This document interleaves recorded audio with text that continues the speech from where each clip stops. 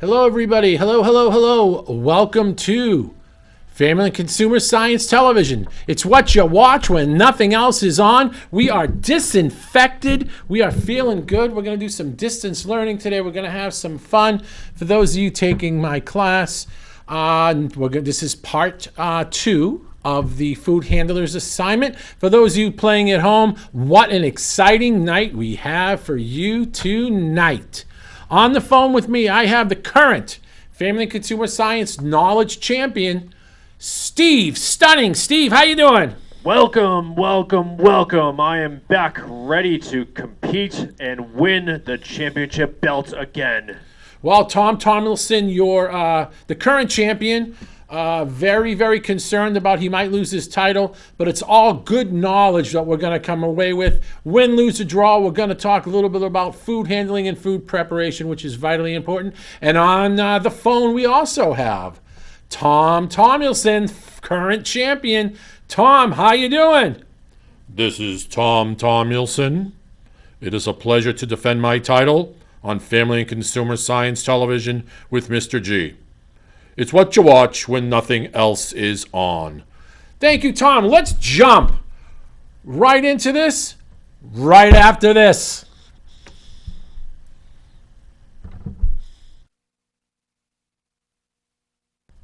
Welcome back to Family and Consumer Science Television. It's what you watch when nothing else is on. Today, big day, ladies and gentlemen. For the great students taking my class right now, number that paper 1 through 10. We're going to do part 3. Actually, we're going to start on part 3. Last week, a quick disclaimer. Last week, we did have 1 or 2 items that were errors that may be incorrect when you go and take your food handler's practice test. I think as good learners, we should be able to research everything. Don't just assume what you see on this TV show is correct, because everything you see on the media, as you know, is correct. Isn't that right, Steve Stunning? That is correct. So with that said, ladies and gentlemen, I think there were 2 from last week's show that were not correct. Okay, so when you're taking your test, just remember you might want to check the one about the ratios of bleach and water. But let's go right on. Steve Stunning, how you feeling? You ready to go? I am ready to rumble. Tom Tomlinson, are you ready to go? Tom Tomlinson is always ready to go. Okay, here is question number 1. The best way to prep food is to A, prep all raw meats, poultry, fish, fruits, vegetables, and ready-to-eat foods at the same time using the same table. B, prep all raw meats, poultry, fish, fruits, vegetables, and ready-to-eat foods at different times using the same table that has been washed and sanitized. What was that? I'm sorry, I lost my train of thought. Was that C I just said? That was B. B. You're on C. Oh, well, I'm going to just keep going. C is prep all meats, poultry, fish, fruits, and vegetables, and ready-to-eat foods at the same time using the same table. Which one of these are the best way to prep food safely? Ring in, please, if you know the answer. Stunning Steve. Stunning Steve, what is your answer, please? I'm going to go with A. You're going to go with A, and I have to say, Stunning Steve, sadly, you are incorrect. Prep all raw meats, poultry, fish, and vegetables and ready-to-eat foods at the same time. Stunning Steve, we don't want to put raw chicken on with our lettuce and tomatoes, and that's kind of what that's saying. So you are sadly incorrect. Would Tom Tomlinson like to pick this one up? Tom Tomlinson firmly believes, with his great knowledge, and I'm very surprised that Steve Stunning did not get this one correct. The answer is prep all raw meats, poultry, fish, fruits, and vegetables, and ready-to-eat foods at different times. And you can use the same table as long as it has been properly washed, rinsed, and sanitized. And also, prep raw meats, poultry, fish, fruits, and vegetables, and ready-to-eat foods at the same time using different tables. That's more of ideal tools and equipment. So the answer will be B and C. Thank you. Okay, let's move on. Boy, that was long to do number one, huh, Stunning? That was way too long. Okay. Number 2, deliveries of food, whether you buy them at a supermarket or you get them at a restaurant. When you get your food home, when should you plan on going shopping or getting a delivery of food? Why should it be scheduled? To make sure that the driver's schedule is easier, when staff is scheduled at the same time to inspect and put away items in a timely manner during the rush or when you have no time at home so the food can be used right away. It doesn't matter when deliveries arrived. They can always be checked and put away. Open. Steve. Oh, Mr. G, I'm going to go with B. When staff is scheduled at the times to inspect and put away items in a timely manner. That is correct. Tell me, Stunning, have you ever gone shopping and you left your ice cream in the car maybe for a half an hour because you didn't have time to put it away? That is a really bad, terrible thing to do. You really only do that once. Boy, stuff can go really bad real fast. But you are correct with B. Very nice. The score is 1-1. You can almost cut the excitement here with a knife. Ladies and gentlemen, number 3. When a food service worker can work... food service workers can work with wounds on their hands when they are almost healed, they use a bandage and waterproof tape, they have a doctor's note, they are covered by a impermeable... can you help me with that word? Impermeable... Tom Tomlinson should know that. Bandage. Impermeable bandage. Impermeable bandage. And a single glove use. We're open. Tom, you've been a little slow. Who wants to go in? Yes, again. Wow. Stunning. Well, what type of wound is this? Because in the wrestling ring, you deal with a lot of different wounds, okay? I didn't realize you were an amateur wrestler. What college do you wrestle for? The School of Hard Knocks, Mr. G. So I'm going to go with B again, because that was what I got right last time. Incorrect. Tom Tomlinson, no. Which one do you think it is? Well, impermeable is how you pronounce that. And I'm very shocked at you, Mr. G. And I could see that Steve Stunning would never get this. But as long as they are covered with a waterproof type bandage and a single-use glove, a worker or yourself can continue working with food. I would change it often, and thank you very much. All right, Tom, you're up 2-1. Let's go on to number 4. Can food service workers wear fake nails and polish when preparing food at the workplace? Tom Tomlinson. Well, unfortunately, you can wear fake nails, which I find very disturbing. But according to the law, you can wear fake nails as long as it is not pinching out of the glove that you must be changing frequently. And that is my answer. I would say B. Very good, Tom. B it is. The score now, 3 for Tom. Steve, my boy, how you doing?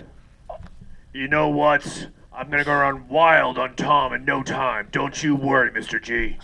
Steve Stunning, 1. Tom Tomlinson, 3. Question number 5. A food allergen is food that customers don't like. B, a naturally occurring protein and an ingredient of food that some people are sensitive to. Foods that are contaminated with chemicals. And D, something that makes you sneeze. Tom Tomlinson, big on the draw right there. Thank you.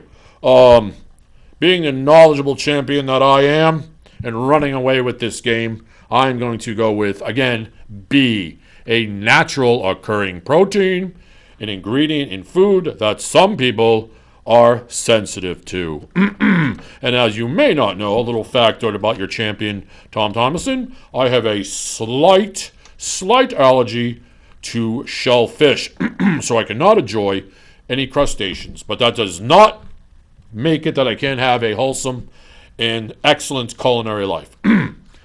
Tom, you are correct. You are now up 4-1. Steve Stunning falling behind like a caboose. Here we go. And allergic symptoms are things customers do to get free food, not very serious, a very serious, and they can quickly escalate to anaphylactic shock.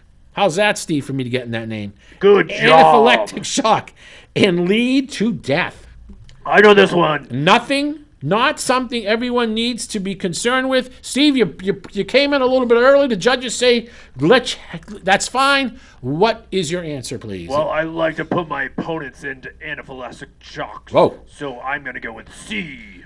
I'm very surprised that you could pronounce that word. Excellent word. Excellent job. The score now, 2-6. Let's move on to question number 7. Laser or infrared thermometers are not a good choice for checking the temperatures of food being held, not cooked, but held, because they use long probes that can contaminate food. They are hard to calibrate. They measure the surface temperatures of food.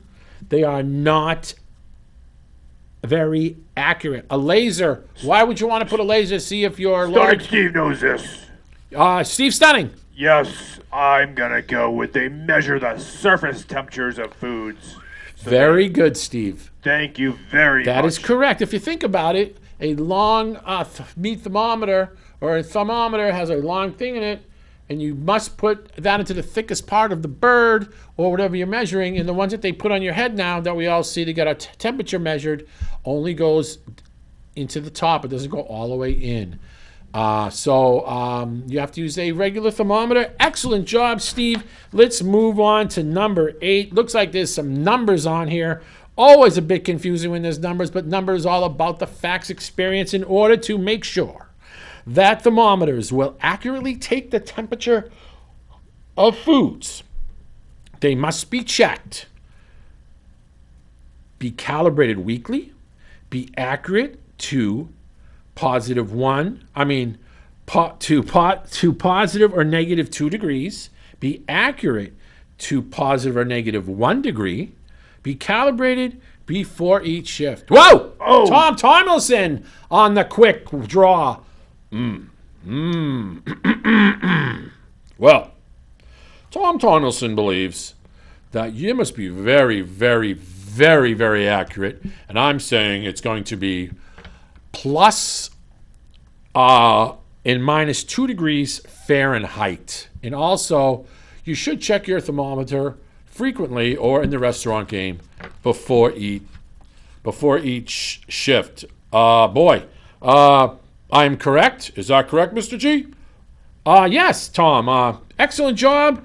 And the score now, 5 for the defending champion and 2 for Steve Stunning.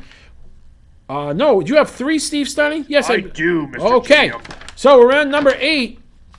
We're on number 9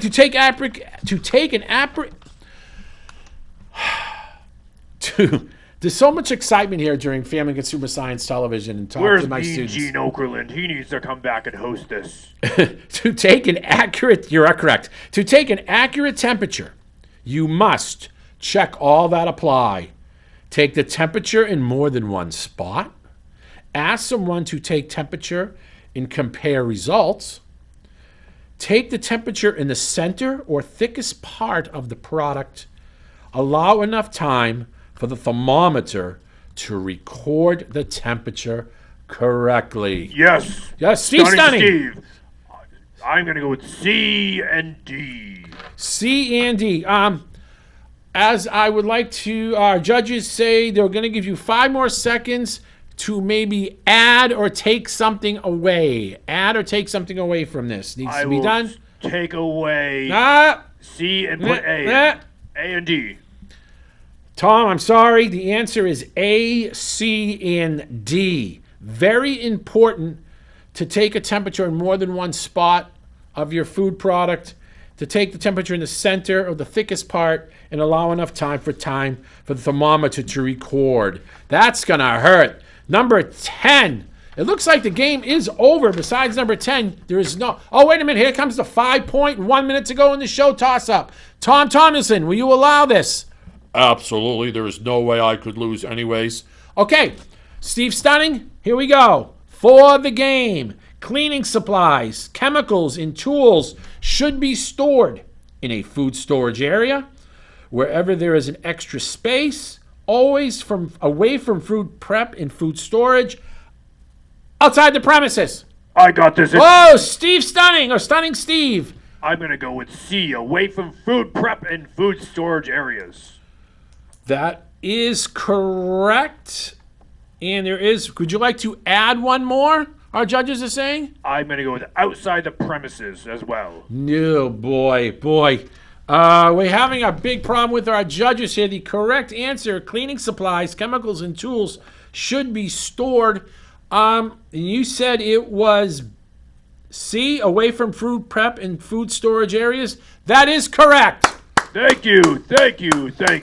Okay. Let's hear it.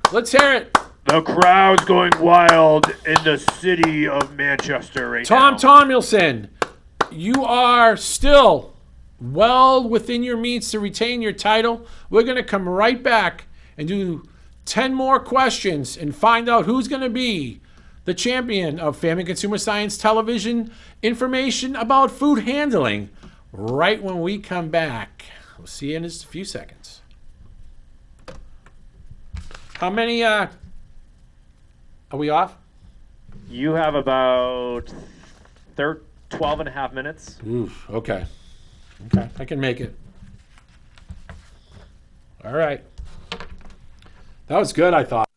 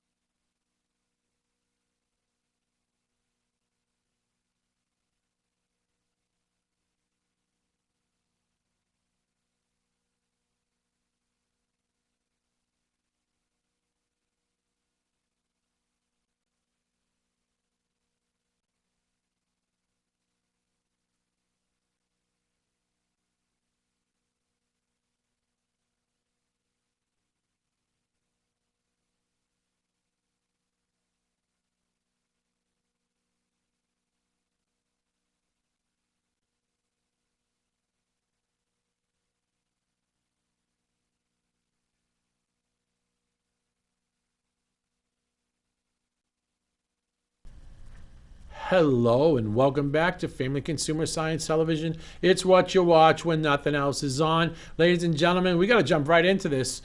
We have Steve Stunning. Are you still with us, sir? You know it, Mr. G. Tom Tomlinson, defending champion. Are you still here? Here and ready to go. Ready to defend my title on Family and Consumer Science Television. Okay, and here we go. My students at home who are taking this class, number your paper 1 through 10. This is part 4. There's 40 questions in all. Last episode, we did the first half, the first 20. This episode, we did the second 20. Here we go. When should temperatures be taken when receiving delivery? Stunning Steve here knows the answer. Yes. I'm going to go with as they are brought into the kitchen by the delivery person. Excellent, Steve. Excellent. And as you know, Steve, if you win this game, we have to go to a tiebreaker if you win, because Tom won the game right before this. So keep going. We're with you, Steve. We're with you. Don't call it a comeback. Number 2, when should refrigerated food items be rejected and sent back for delivery? Sent back from delivery. When should they be rejected? Tom Tomlinson. If you ever get food and the temperature is above 41 degrees Fahrenheit, you should not accept it. As we know, that's called the food danger zone, and it's very, very bad to have food out past 41 degrees. And also, if the product is out of date. Correct. Very good. Very good. 1-1. Here we go. Number 3. Great job for both of you. Number 3. When food service workers should change single-use gloves when? Check all that apply. When they get torn or dirty, when they start a new task, after taking a break, before handling ready-to-eat foods, or after handling raw poultry, seafood, or meats. I know this. Stunning Steve knows it's Stunning. Go. It's D. All the You above. are correct. You got to change those gloves 21/7. Change them all the time, all the time, all the time. And as you remember from what we've talked about in the past, even though you wash your hands real good, okay, you still got to put gloves on. Okay, you just have to. It's very important. You need to wash your hands really, really good, and your wrists, because gloves don't come all the way up. And make sure those gloves fit. Okay. You don't want gloves that don't fit right. Got to do some words that I can't pronounce. I hope maybe you can help me with this.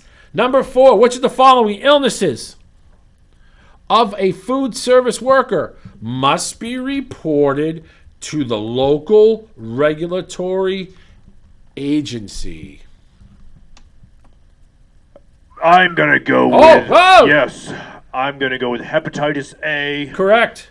Salmonella. Correct. And jaundice. Very well, Steve. You are correct. Excellent job. Excellent job. Wow, you are correct. Very, very good. Very disturbing one. But, food handling, it's all about staying clean. It's all about not getting sick by handling our food properly. With that, the score is, Steve, help me. What's the score? I think we've tied it up here. 2-2. Moving on. The big 6 food pathogens. That is a lot of words here. Salmonella. I'm going to go with I'm going to just throw this one open because I am confused as well. The one that I did when I did my homework for this class, the answer is A. A. Shigella, Salmonella, E. coli, hepatitis, and the norovirus. Stunning Steve doesn't want anything to do with any of these. Wow. I tell you what, guys taking my class, these are some things that we're going to dig into a little bit more on our research papers coming up, because I need to research and re-familiar myself with these things. And this is kind of the, I'm I would say the unpleasant but yet very necessary part of family and consumer science food handling is understanding the different types of foodborne illness. With that in mind, we're moving on to number 6. Tie score. Service staff can prevent customers from receiving foods that contain allergens by A, being able to identify menu items that contain allergens, suggest alternatives that do not contain allergens, informing kitchen and serving staff that a customer has an allergy, serve the food separately to avoid any cross contact with allergens. Tom Tomlinson. Whoa! Judges say Tom Tomlinson came in first to answer. Yes, Tom, what are you thinking? The answer is all of the above. And I don't want to bore your audience with my knowledge, but all the above is obviously the situation. You must do all these things to keep people aware of what kind of allergies you have. This is Tom Tomlinson, still retaining his title. Wow, Steve, he seems a little pompous, huh? I look forward to body slamming him through a table later. Well, there's no violence here, and we don't condone violence on Family and Consumer Science Television. But we do appreciate you coming here, Steve, and trying to get the title. Number 7, refrigerated foods that have been delivered and allowed to sit for hours before being put away has been subject to a negligent staff, time temperature abuse, time temperature zone, zone temperature abuse. Steve! Oh, yes, I was ready for this one. I think it's the time temperature abuse. You are correct. Very good. So when you're leaving something out, it's out of its element. It's out over 41 degrees that a refrigerator is supposed to be peaked at. It's 31 to 40. So if it's out, that's time temperature abuse. You're just asking for trouble. Moving on to number 8. Man, this is exciting. Okay. The final sanitizing rinse in a high temperature dish machine must reach at least... I know this one. Steve! Just like how hot I am being stunning Steve, I'm going to go with 212 degrees Fahrenheit. Steve, you know I'm a big fan of you. You sure you want to go with 212 degrees? Maybe I'll go with 180. You are correct, Steve. You are correct. It is 180 degrees. 180. Oh, I see Tom Tomlinson ringing in. Tom, yes, do you have something to say? I feel that this is very unfair. He should never got a second opportunity. I am lodging a formal complaint to the Family and Consumer Science Bureau in Walla Walla, Washington. Okay, I'm sorry, but we're moving on. I run this show. How much time we got left? 4 minutes. We're right on time. Steve, it is now a tie game. Is that correct? You know I'm going to win this, but it's tied up right now. It's tied up. Tom Tomlinson is not very happy. Tom, I think you got this. When using a 3-sink method to wash dishes, the correct water temperature in the first sink is at least... Tom Tomlinson! Yes, I'm not going to give the opportunity for Steve to win this game.